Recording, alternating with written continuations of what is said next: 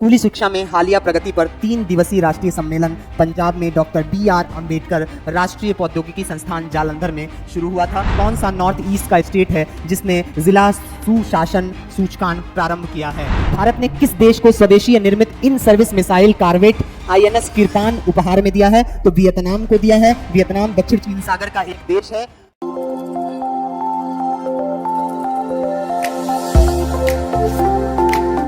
स्वागत है आप सभी का एग्ज़ाम 30 के प्लेटफॉर्म पे। मेरा नाम रहबर नवाज है और लगातार करंट अफेयर की सीरीज़ इस YouTube चैनल पे आप देख रहे हैं। उसी के तहत अगली कड़ी में जून मंथ के लास्ट 2 वीक्स के जो महत्वपूर्ण पोर्शन रहे हैं करंट अफेयर्स के, उसको लेकर के आज मैं आपके सामने आया हूँ। करंट अफेयर का पोर्शन चाहे वो यूपी PCS एग्जामिनेशन हो, बिहार PCS एग्जामिनेशन हो, RO ARO का पेपर हो, SSC CHSL और CGL के एग्जामिनेशन हो या MTS के, इन सभी में करंट अफेयर का पोर्शन काफ़ी महत्वपूर्ण है।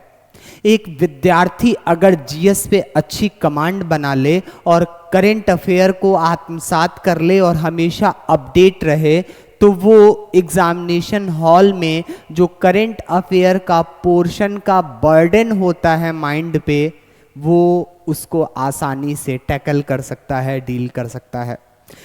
करंट अफेयर के पोर्शन को कई सारे मैगजीनों से भी कवर किया जा सकता है और एग्ज़ाम 30 के इस प्लेटफॉर्म से भी। तो आइए कुछ महत्वपूर्ण क्वेश्चंस पे हम नज़र डालते हैं जो जून मंथ के लास्ट 2 वीक्स में काफ़ी महत्वपूर्ण रहे हैं और चर्चा के विषय बने हैं। तो आइए, daily current affair with MCQ, RO ARO SSC UP SSC and state PCS examination, daily prelims fact जिसको हम क्या कहते हैं DPF, ये आपको DPF के नाम से हमारी प्लेलिस्ट में मिल जाएगा। एग्ज़ाम 30 के ऑनलाइन और ऑफलाइन क्लासेस ज्वाइन करने के लिए आप चाहें तो कॉल करके संपर्क कर सकते हैं। नंबर है 9519483938, ठीक है। और आपको एग्ज़ाम 30 की मुख्य शाखा RO ARO की नई क्लास स्टार्ट करने जा रही है, जिसकी मुख्य शाखा लखनऊ अलीगंज में अवस्थित है। यहाँ आकर के आप विज़िट कर सकते हैं, अपनी क्वेरी रख सकते हैं या फिर दिए गए इन नंबरों पे संपर्क करके आप अपनी क्वेरीज रख सकते हैं। तो आइए स्टार्ट करते हैं। पहला प्रश्न है, स्कूली शिक्षा में हालिया प्रगति पर राष्ट्रीय सम्मेलन का आयोजन कौन सा राज्य कर रहा है? वह कौन सा राज्य है जो स्कूली शिक्षा पर बेहतर प्रबंधन और प्रगति के लिए नेशनल समिट का आयोजन कर रहा है? तो वो कौन है? पंजाब राज्य है। हम जानते हैं आप जो एक पार्टी है, नेशनल पार्टी हो चुकी है, ये एजुकेशन के नाम पर एजुकेशन को एक राजनीति का मुद्दा बना दिया।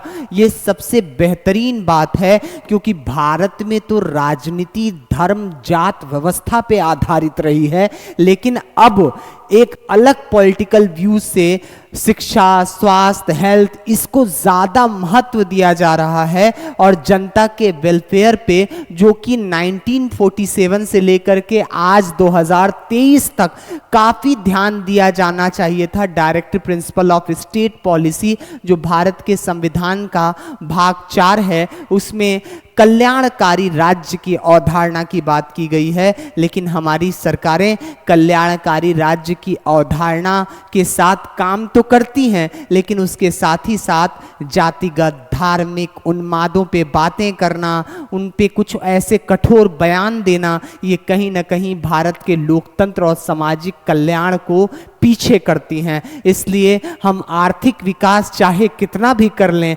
लेकिन अगर हमने सांस्कृतिक विकास नहीं किया, भाईचारे का विकास नहीं किया, सामाजिक विकास नहीं किया, तो ये आर्थिक विकास धरा का धरा रह जाएगा। इसलिए आर्थिक विकास के साथ साथ सामाजिक विकास और सांस्कृतिक विकास का भी होना बहुत ज़रूरी है और समानता के साथ होना ज़रूरी है, तभी भारत की विकास यात्रा तय हो पाएगी।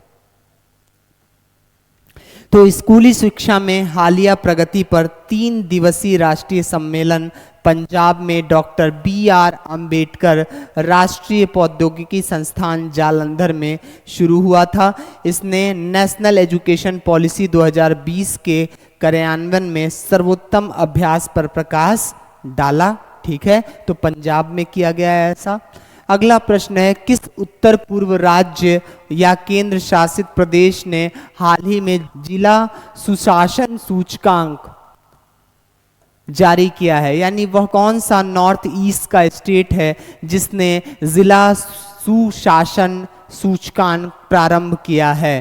तो वो है अरुणाचल प्रदेश, जिसकी राजधानी है आपकी ईटानगर। अरुणाचल प्रदेश का जिला सुशासन सूचकांक हाल ही में जारी किया गया। यह भारत के उत्तर पूर्व राज्य के लिए पहला DGJI है। यह सूचकांक अरुणाचल प्रदेश के सभी 25 जिलों में 8 क्षेत्रों के तहत 65 संकेतों को कवर करता है। इस प्रशासनिक सुधार और लोक शिकायत विभाग और अरुणाचल प्रदेश सरकार द्वारा तैयार किया गया है। यानी यह केंद्रीय लेवल पर प्रशासनिक सुधार और लोक शिकायत विभाग और अरुणाचल प्रदेश सरकार द्वारा मिल करके वहां के जिलों के लिए ये तैयार किया गया है। अगला प्रश्न है, सागर समृद्धि। सागर समृद्धि किस केंद्रीय मंत्रालय की पहल है? तो ये बंदरगाह, नौवहन और जलमार्ग मंत्रालय का, केंद्रीय मंत्रालय का अभियान है। क्या है ये सागर समृद्धि? इसे हाल ही में लॉन्च किया गया है। यह एक ऑनलाइन ड्रेजिंग मॉनिटरिंग सिस्टम है जिसका उद्देश्य पोर्ट, शिपिंग, जलमार्ग मंत्रालय की वेस्ट टू वेल्थ पहल में तेजी लाना है। यानी इस मंत्रालय के तहत जो वेस्ट उत्पन्न होता है वो वेस्ट को वेल्थ में कैसे बदला जाए, इसके लिए लेकर के सागर समृद्धि पहल प्रारंभ की गई है। ठीक है, और इसके मंत्री कौन है? होमवर्क है आपके लिए, पता करिए कौन है इसके। केंद्रीय मंत्रालय, किस केंद्रीय मंत्रालय ने अंतर्राष्ट्रीय योग दिवस मीडिया सम्मान की घोषणा की है? तो सूचना और प्रसारण मंत्रालय ने इसकी घोषणा की है। सूचना और प्रसारण मंत्रालय द्वारा हाल ही में अंतर्राष्ट्रीय योग दिवस, जो कब मनाया जाता है? 21 जून को। और नरेंद्र मोदी इस वक्त कहाँ थे? USA में थे। किस क्वार्टर में? यूनाइटेड नेशन ऑफिस पे। ठीक है, तो अंतर्राष्ट्रीय योग दिवस मीडिया सम्मान के दूसरे संस्करण की घोषणा की गई। इस पहल के तहत 22 भारतीय भाषाओं और अंग्रेजी में प्रिंट, टेलीविजन और रेडियो श्रेणियों के तहत 33 पुरस्कार दिए जाएंगे। अगला प्रश्न है, एक्स एक्वेरियन किन दो देशों के बीच हुआ संयुक्त सैन्य अभ्यास है? हम जानते हैं सैन्य अभ्यासों से संबंधित प्रश्न लगातार हर प्रकार के एग्जामिनेशन में पूछा जाता है। तो इस सैन्य अभ्यास को अगर हम देखें एक्स एक्वेरियन, तो ये मालदीव और भारत के बीच में हुआ है। भारतीय सेना और मालदीव राष्ट्रीय रक्षा बल के बीच संयुक्त सैन्य अभ्यास एक्स एक्वेरियम का 12वां संस्करण उत्तराखंड के चौबटिया में शुरू हुआ। ठीक है, फिर है RBI की मौद्रिक नीति समिति ने अपनी जून 2023 की द्वैमासिक बैठक में किस स्तर पर रेपो दर तय किया है? तो रेपो दर तय किया है 6.5। क्या होता है रेपो दर और रिवर्स रेपो दर? रेपो दर उसे कहते हैं जिसके आधार पर बैंक जो है RBI से कर्ज लेते हैं, RBI से कर्ज लेते हैं। और रिवर्स रेपो दर वह दर होता है जिसके आधार पर बैंक अपना पैसा RBI में जमा करते हैं। ठीक है, तो भारतीय रिजर्व बैंक की मौद्रिक नीति समिति ने जून 2023 में अपनी बैठक में लगातार दूसरी मौद्रिक नीति के लिए रेपो दर को 6.50 पर अपरिवर्तित रखा। रेपो दर को अपरिवर्तित रखने का यह निर्णय 6 मौद्रिक नीति समिति के सदस्यों द्वारा सर्वसम्मति से लिया गया। तो पहला ही यहाँ पे दूसरा आपको क्या मिला इंफॉर्मेशन कि ये मौद्रिक नीति समिति जो होती है उसमें 6 सदस्य होते हैं। ठीक है, क्योंकि मौद्रिक ये ऐसा क्यों रखा गया? क्योंकि मुद्रास्फीति 4% के लक्ष्य से ऊपर बनी हुई है। अगला है, किस राज्य और या केंद्र शासित प्रदेश ने हाल ही में CBI central bureau of investigation को जांच के लिए अपनी सामान्य सहमति वापस ले ली है? क्या होता है कि सीबीआई जो एक विभाग है, किसी भी प्रकार का जांच करने के लिए जो केंद्रीय विभाग है, इसको राज्यों में डायरेक्ट एंट्री करने की अनुमति नहीं है, बल्कि केंद्र सरकार की इस संस्था के साथ मिलकर के राज्य अपनी आम सहमति जताते हैं और जिनके साथ सहमति पत्र पे हस्ताक्षर हो जाता है उन्हीं राज्यों में डायरेक्ट सीबीआई जाकर के जांच कर सकती है, अन्यथा पूछ करके जाएगी। लेकिन इसका एक दूसरा रूप भी है, अगर आम सहमति राज्य वापस भी ले लें तब भी अगर सुप्रीम कोर्ट या हाई कोर्ट का फैसला हो कि सीबीआई ही इसकी जांच करेगी तो फिर राज्य मना नहीं कर सकते।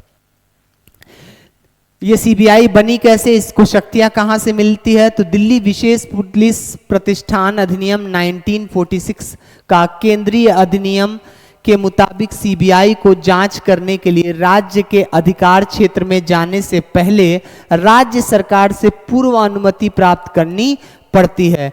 तमिलनाडु द्वारा हाल ही में सीबीआई जांच के लिए अपनी सामान्य सहमति वापस लेने वाला 10वां राज्य बन गया है। यानी इससे पहले भी अन्य राज्यों ने अपनी सहमति वापस ले ली है, क्योंकि अक्सर कहा जाता है कि सीबीआई केंद्र सरकार के बताए गए एजेंडों पे काम करती है। सुप्रीम कोर्ट ने भी सीबीआई को एक वक्त में एक केस में कहा था कि यह सरकार का पालतू तोता है।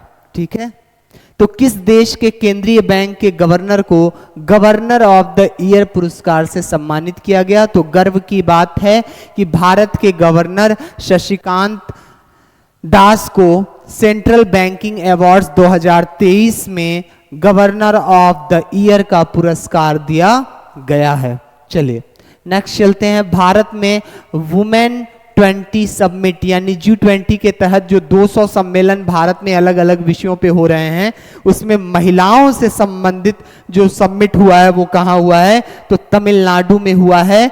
ये महिला G20 शिखर सम्मेलन चेन्नई के पास महाबलीपुरम का मंदिर पल्लव शासन काल में बहुत महत्वपूर्ण है, जहां एक पूरी रथ बनाई गई है, द्रौपदी रथ वगैरह बनाए गए हैं, एकाश्म पत्थर से उनका निर्माण हुआ है। ठीक है, और ये महाबलीपुरम का टेम्पल जो है यूनेस्को के वर्ल्ड हेरिटेज साइट्स में शामिल है। ठीक है, तो ये तमिलनाडु के महाबलीपुरम तट के पास किया गया है। इस वर्ष के शिखर सम्मेलन का विषय था women lead development transform thrive and transcend. ठीक है, अगला है Nehru memorial museum and library society का नाम क्या है? क्या अब बदल दिया गया है इसका नाम? इसका नाम हो गया है प्रधानमंत्री संग्रहालय और पुस्तकालय सोसाइटी। ठीक है, अगला देखिए, किस शख्सियत या संस्था को गांधी शांति पुरस्कार 2021 प्रदान किया गया? तो ये गोरखपुर की गीता प्रेस है। गीता प्रेस गोरखपुर को हाल ही में गांधी शांति पुरस्कार 2021 प्रदान किया गया। यह हिंदू धार्मिक ग्रंथों का सबसे बड़ा प्रकाशक है। गांधी शांति पुरस्कार भारत सरकार द्वारा 1995 में महात्मा गांधी की 125वीं जयंती पर महात्मा गांधी द्वारा प्रस्तुत आदर्शों के प्रति श्रद्धांजलि के रूप में स्थापित एक वार्षिक पुरस्कार है।